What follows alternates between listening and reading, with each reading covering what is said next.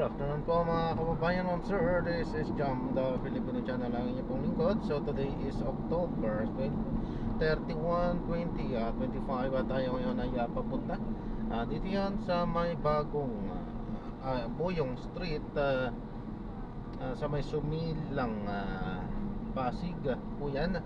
At dadalhin po natin yan sa may Cubao Expo, sa may General Romulo Avenue, Socorro, Cubao po yan, Quezon City. At dadalhin, okay, magbabalik po tayo mamaya konti pag nakakuha na po natin sila. Disclaimer lamang po, ang content po natin ay kalsada at hindi ang passenger. Kaya nga naman, sa man po na may marinig kayo mga pangalan ng lugar, pangalan ng tao, pangalan ng organisasyon sa government o private man yan, ay wala pong kinalaman ng channel na ito. At wala pong pinapatungkulan. Lahat po ng pinag-uusapan dito ay bawang dito lamang po yan sa loob. At wala pong pinapatungkulan sa labas. Okay po, babalik po tayo mamaya konti pag nakuha na po natin sila. At samantalang tayo ay papunta doon, ay sabihin natin itong pakikinig natin ng mga nagbabagang balita at mga talakayan.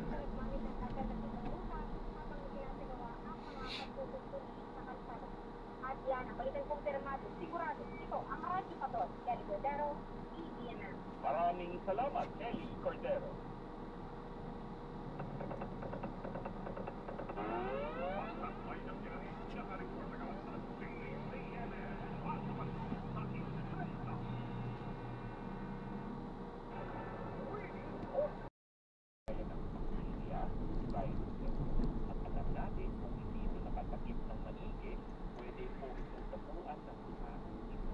Kagaya ng ipis, langaw, at iba pa. At syempre, may mga dala-dala itong contamination or dumi. Doon nagkakaroon tayo ng problema. Alam niyo ba, minsan, tayo ay umiinom ng tubig na malinis. Sabi nga nila, batal ang tubig mo. Pero, bakit nagkakaroon ng food poisoning dahil sa tubig? Dahil yung iba naman, umiinom nila galing sa bottled water, bottled source, malinis. Ang problema, ilalagyan nila ng yelo. Hindi tayo sigurado kung yung yelong nilagay mo ay meron contamination o wala. Hindi naman po lahat ng yelo na pinaghahanda natin ay meron na tawag na from clean source or bottled source. Kaya maaaring malinis yung tubig, pero yung yelo ay galing sa natin tap water o tubig na hindi po saktong malinis. Pwede mag-contaminate, tinatawag na bottled water. Now, ano ang mga common bacteria na pwede magkaroon o mag-contaminate sa ating pagkain? Virus ay isa na doon. Norovirus, or contamination na sabihin natin COVID-19. Kaya meron tingnan na naghahanda ng pagkain sa mga nag-reserve ng pagkain dahil maaaring pagkain mo niluto na inyanda ay naligid at makakot. Ang problema, yung nagdala, yung nag-serve, yung nag-serve, ang nag-serve. Kaya, pili natin palagi bago kumain. Hugas ng kamay. Pag-hugas din ng kamay, pagkatapos kumain. At syempre, pag tayo ay gumamit ng boiler, vanilya, o kubeta, kailangan maghugas ng kamay always after. Ang pagkain, ang alam ba na pag-sinuso ay dapat hindi nakaluto yan sa refrigerator. Dapat mo nakakita ang maayos ng pagkain. Matulas tayo mag-order ng pagkain.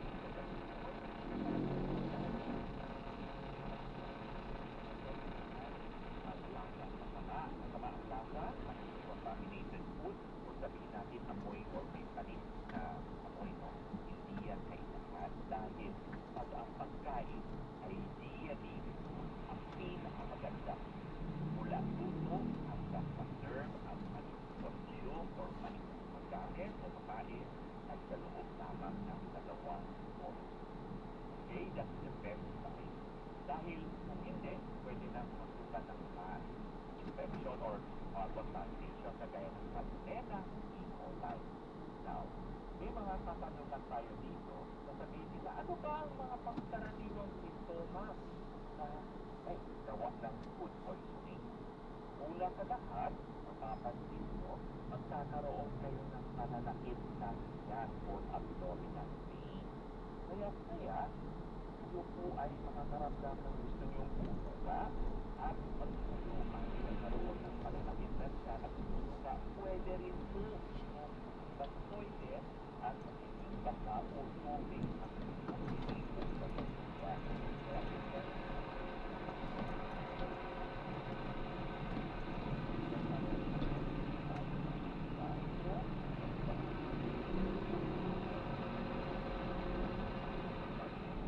kaya ito ang paraan ng katawan natin na nagre-reject ng pagkain, nagre-reject ng tubig.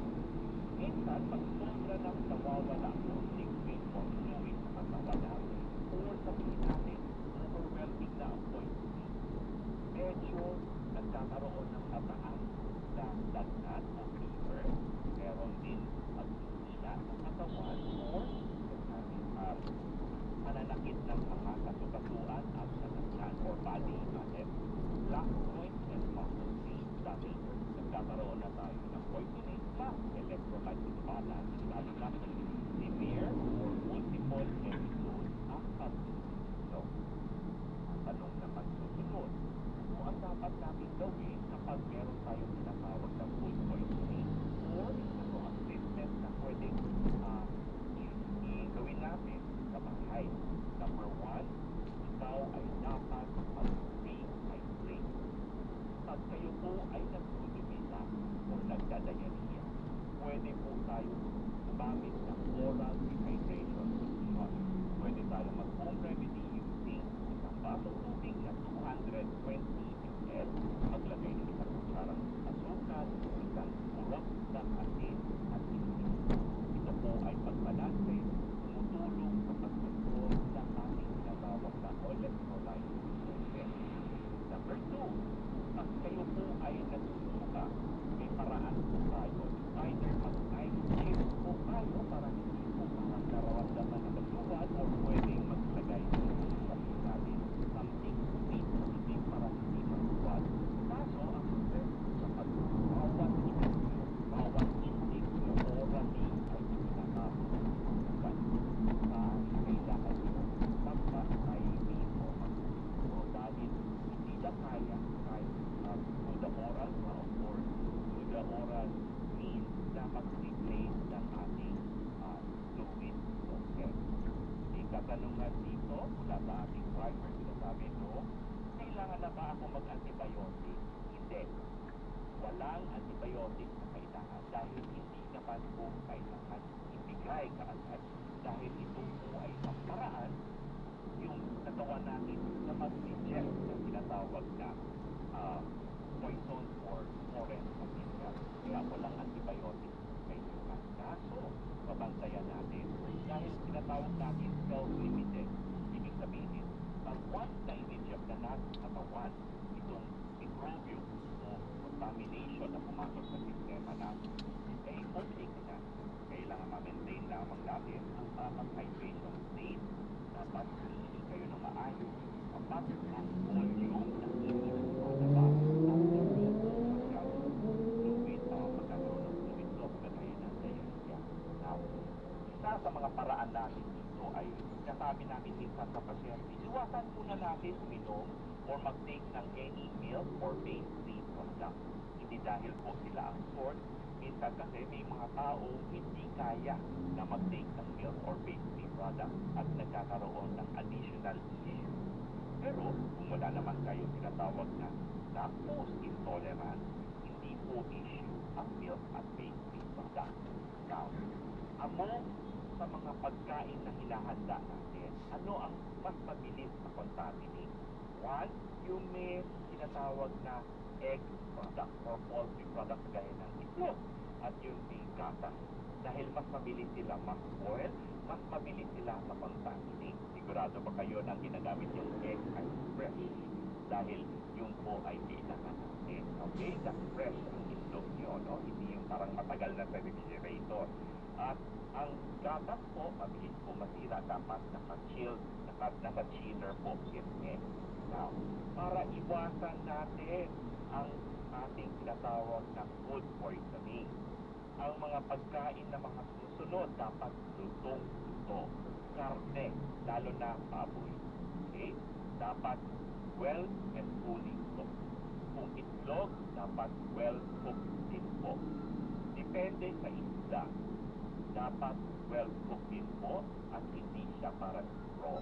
Kung ito po ay bull, balak natin kainin yung isda at ay raw type of meal, dapat po fresh na fresh siya, walang contamination. Dapat sure tayo sa ating source. Inuulit ko po, ang pagkain na hinanda dapat naka-refrigerator o makonsume sa loob ng 2 oras. So, minsan, maayos ang pagkain, maganda ang paghanda, maayos ang pagluto. Pero, ang mga kubyertos, mga utensils natin, hindi malinis. Yung food delivery, ang yung food handler, medyo may contamination. Issue din yan. At syempre, dapat malinis ang tubig. Okay? Tubig ay pwedeng galing din sa yung ice, pwedeng mag-contaminate. Okay? So, pupunta na natin ang ating mga Viber ngayon dahil pumapasok na po yung mga messages. Meron tayong katanungan mula kay Ano, kapag pinuntan mo na kaagad ang pagkain, gaano po dapat nabilis consume bago ito mapanit? Sabi nga natin, mula sa paghanda ng pagkain, dapat sa loob ng 2 oras sana makonsume yun. Kung hindi po, dapat ipasok sa ref now sa ating refrigerator. Pero dapat tama po ang temperatura sa loob ng refrigerator at syempre hindi po masyadong masikip. Depende rin yan sa container. Dahil minsan ang container na tinatago natin sa refrigerator, napakalaki. Hindi naman po kaya i-chill buong content or volume na nasa container. Okay? Ang sunod nating katanungan mula kay Dan, ano po kaya ang maaaring kong inumin kapag sumakit ang tiyan ko matapos ang tanong niya, sumakit ang tiyan ko tapos po walang CR na malapit. Dahil kung masakit ang tiyan mo at walang CR ang hahanapin mo. Walang gamot na pwedeng tagalin ang sakit ng tiyan mo dahil meron siyang gustong ilabas. Dahil, kailangan po i-release yun. Wala tayong paraan to contain ang dapat. Okay? Katanungan mo lang kay Joy, ano po yung mga pagkain na pwede pong dalhin sa sementeryo na matagal po mapanis? Well, yung mga pagkain kagaya ng adobo is safer dahil meron siyang component ng suka, minsan nakaka-control yan ng contamination.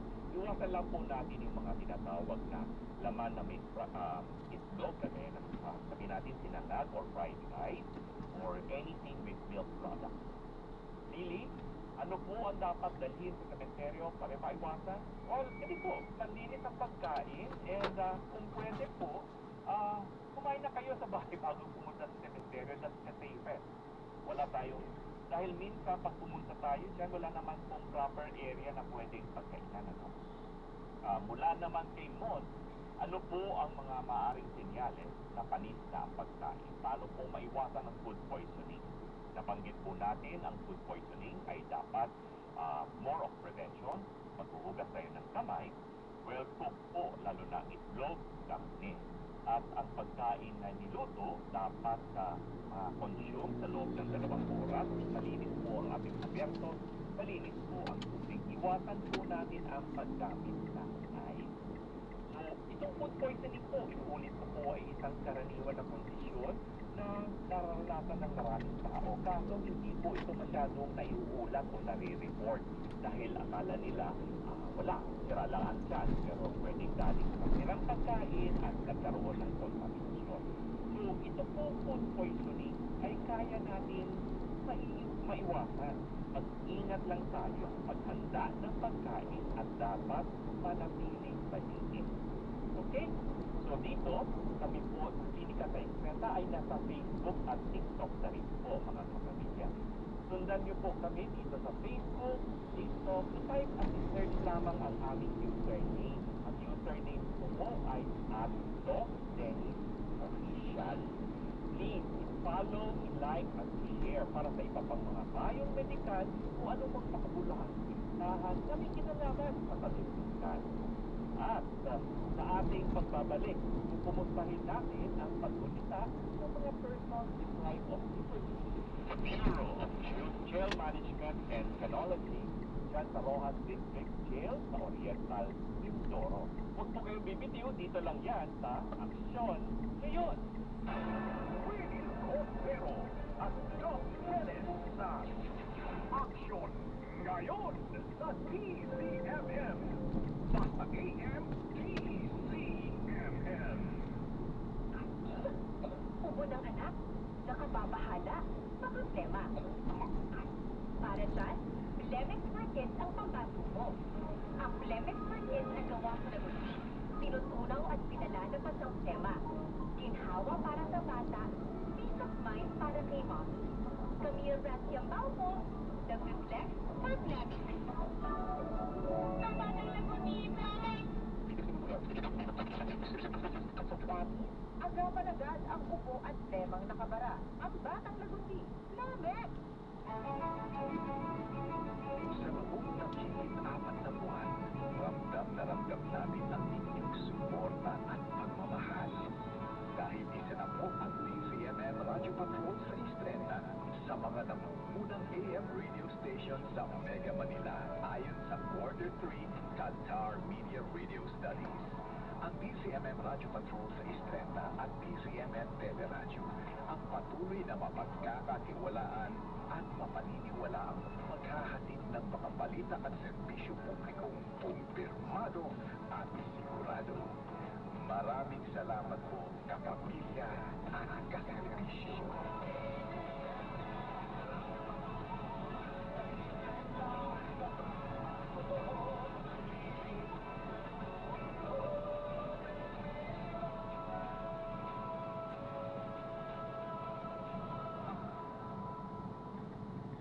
Magbuhay ang kabuhayan ang nakataya. Kailangan ng mga tagapagbalitang maaasahan at mapagkakatiwalaan. The morning news team you can trust for the news that really matter. Mga balitang kumpirmado, sigurado, araw-araw sa inyong morning news team. Sa TCMM, Radyo Patrol sa Istrenta at TCMM Teleradio. Basta AM TCMM. Willie Cordero at Doc Dennis sa Aksyon Ngayon sa TCMM. Thus, 2025. Sa oras na alas 2:46, hihingi tayo ng update sa Manila South Cemetery. Naroon po si Radyo Patrol, Pamela Vázquez. Ma'am, good afternoon. Via Zoom. Yes, so Dennis, good afternoon. As of 2 p.m. ay nasa 30,000 na yung bilang ng mga bulisita na nakaupo sa Manila South Cemetery. Sa Kabuuan naman ay nasa higit 22,000 yung total na bulisita sa cemetery ngayong araw at patuloy pa rin na yung pagdating ng mga kapamilya natin sa mga oras na ito. Iwalay pa rin ang entrance para sa lalaki, babae, senior at PWD. So, Dennis, paulit-ulit na paalala yung mga bawal bitbitin sa loob, tulad ng ipinagbabawal na gamot, matatalas na bagay, baril, sigarilyo, alak at flammable material. Bawal din ang pagsugal at pagpapatugtog ng malakas. So far ay sigarilyo at lighter, no, yung karaniwan at ang pinakamaraming nakumpit pero tulad ng dati, o hindi tulad ng dati, ay pwede pa rin naman itong pa-claim. Patuloy din ang pagbibigay ng reviews na kayo dito sa loob, especially sa ating senior citizens at PWD. Nasa 20 to 30 units ang operational ngayong August 2025 at hanggang dito sila magbibigay ng libreng sakay. Yan ang balitang kumpirmado, sigurado. Ito ang Radyo Patrol, Pamela Vázquez, TCMM. Maraming salamat, Pamela Vázquez. Okay, so Willie Cordero at Doc Dennis sa Aksyon Ngayon sa TCMM. Thus, 2025. ngayon naman, naman, sa araw ng bundas, marami sa atin ay nasa sementeryo pag-ayon sa balita nga ni Pamela Vasquez at iba pa nating radyo patrol, ano? Kaya, dapat, syempre, bawat tayo isa sa atin, meron mga loved ones na nawala at kailangan natin alalahanin ang ating mga mahal sa buhay. Pero, curious din ako, paano yung mga taong person deprived of liberty para gumitain itong bunda sa panahon. Gusto natin makausap sana isa sa mga jail officer natin para malaman natin paano nila ginugunita ang bunda sa kanilang sitwasyon dahil ito po ay nasa jail sila, nasa person deprived of liberty, pero pa silang pamilya, paano ba sila celebrate or paano ba mga prayers nila. Gusto natin i-contact po si jail officer ni John P. Acto, spokesperson po ng Bureau of Jail Management and Penology ng Mimaropa. Magandang hapon po, sir. Spokesperson ng BJSP ng Mimaropa. Sir Jarvis Coffey. Good afternoon. Good afternoon po, Dr. Eddie, at sa lahat po ng inyong tagapanood at tagamakinig ng program. Yes, welcome po sa aking program. So, sir, paano ba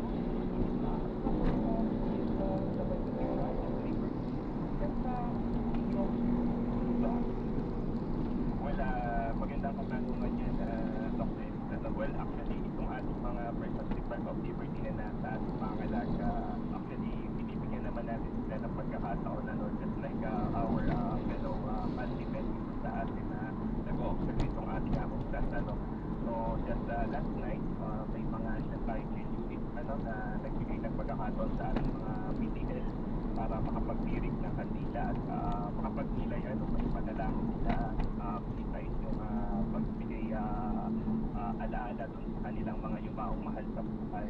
At naging positibo naman yung pagtanggap nitong ating mga PTL dahil alam mo naman, Dr. Dennis, yung pangungulila din nila sa kanilang mga pamilya at yung mga ganitong pagkakataon hindi natin maiwasan minsan ng emotional sila. So maganda itong aktibidad na ito para mapabuti rin natin yung kanilang mental health and at the same time maiiya natin sila sa kanilang spiritual at reformation. Ito ay isang bahagi ng major programs itong ating ahensya ng BJSP. Pero sino nag-provide ng mga kandila at pwede pala mag-tirik ng kandila? I mean, wala naman sila pagbibilhan dyan Provided pa ng BJSP po ito, sir?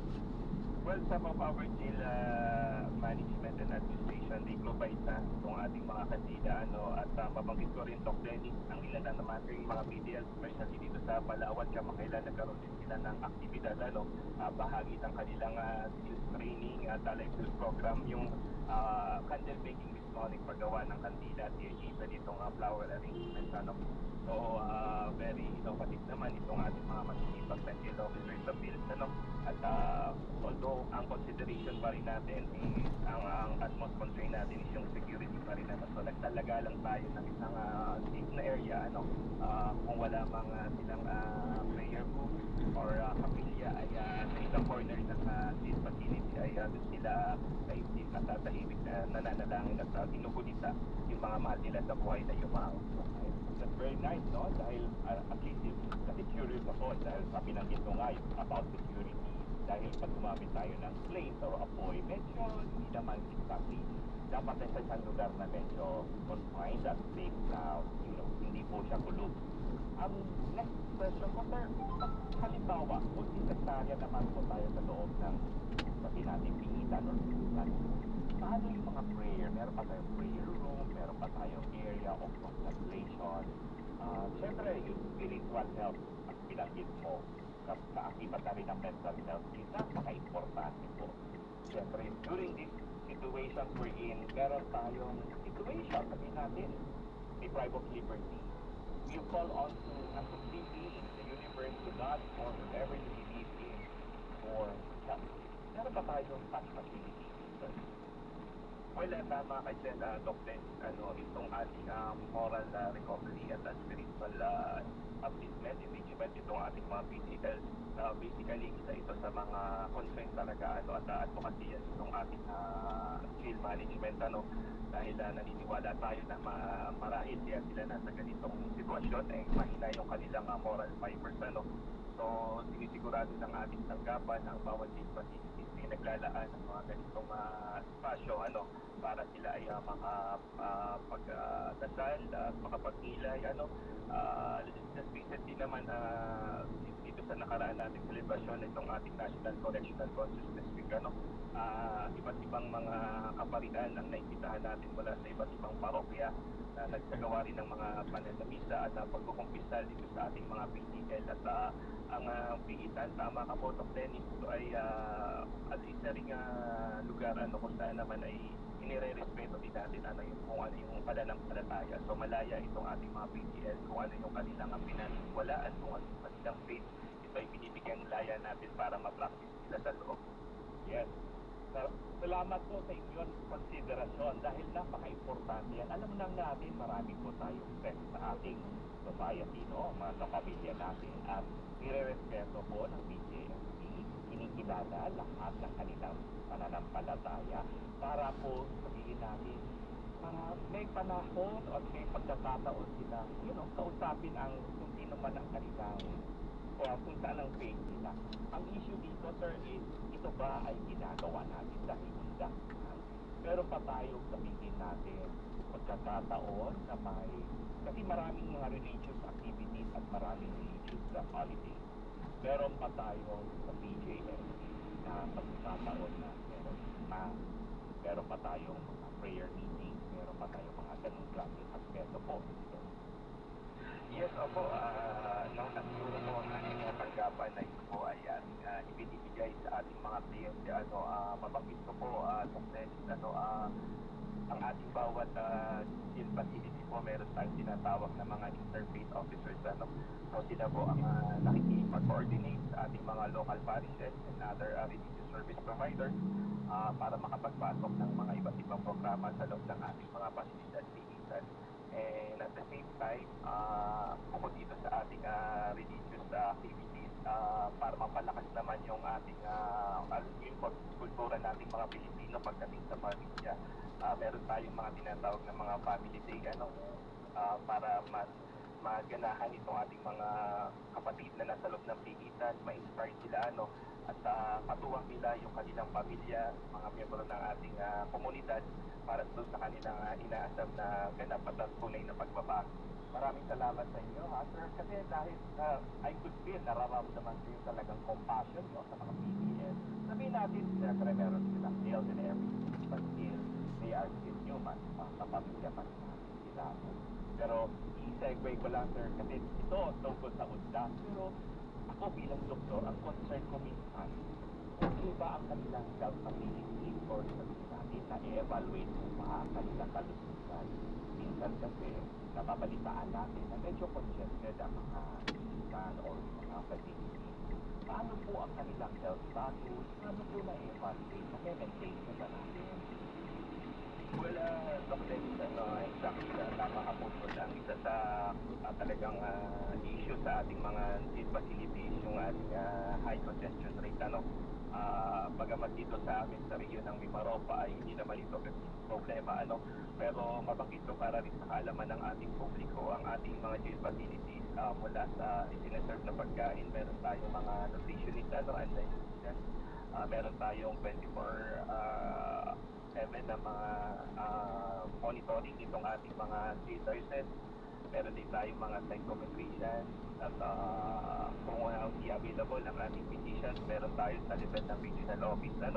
At sinisiguro naman ang tanggapan ng BGMP na ipinagkakaloob natin itong mga programang ito para makasiguro sa naibigay natin yung aspeto ng kalusugan na hindi natin napapabayaan. Itong ating regional health service unit, sinisiguro natin na tayo may sapat lagi na stock ng mga gamot at patuloy yung isinagawa nating mga information education campaign, maging sa ating mga personnel para mapanatili natin yung kanilang kalusugang physical, mental, ano. At alam mo naman ang panahon ngayon, Dennis, maraming issue at maraming mga pangyayari na maaaring nakaka-apekto sa atin dito sa Laya, much more doon sa ating mga safe facilities, so ito ang isa sa mga binabantayan talaga ng tanggapan ng PCSP ng pagbibigay ng mga iba't ibang programa intervention para sa programang medical at spiritual itong ating mga persons deprived of liberty. Maraming salamat at talagang at least talagang ginagawa lahat ng PJMP sa mga PDL natin. Salamat po sa oras niyo po sa ating Jail Officer 3 Joffrey, ang law spokesperson po ng PJMP ni Maropa. Thank you very much and good afternoon sa inyo, sir.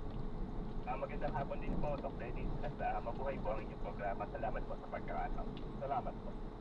Papasalamatan din po natin ang ating action team ng Sheila Tuganidal, ang ating executive producer. All-Dea Public Service Lead natin, si Jordan Diaz, Public Service Associate.